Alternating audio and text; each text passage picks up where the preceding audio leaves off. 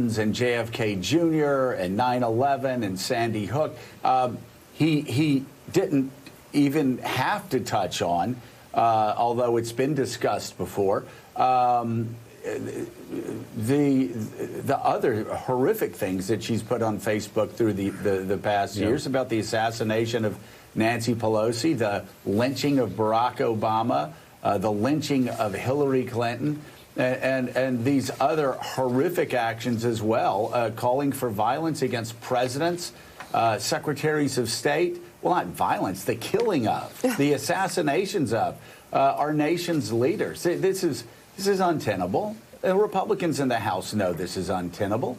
And you wonder why Mitch McConnell is one of the only voices in the Senate doing this. We've got to tip our hat to Adam Kinzinger. Yeah. He is really being outspoken about this. But other than that, the Courageous Caucus is a very small caucus indeed. They can meet in a phone booth inside of the House Republican caucus.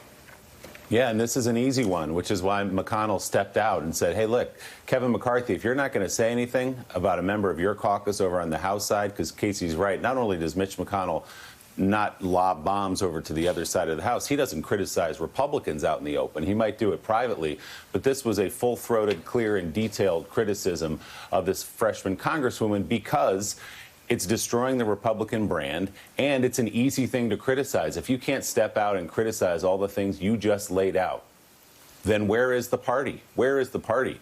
I mean, Democrats are moving to strip this woman of her committee assignments. They're going to vote to do that in the next few days. But Republicans, namely Kevin McCarthy, the minority leader, has scheduled a meeting with her sometime this week. He announced that last week. I'll check in with her next week instead of just coming out publicly and saying what needs to be said to cross her because he's afraid of her and he's afraid of her voters. Think about that. The minority leader in the House is afraid of this backbench congresswoman. Yeah, that's pathetic. By the way, we're going to have Adam Kinzinger on our show this morning, a little bit later on Morning Joe. Now to some other stories making headlines this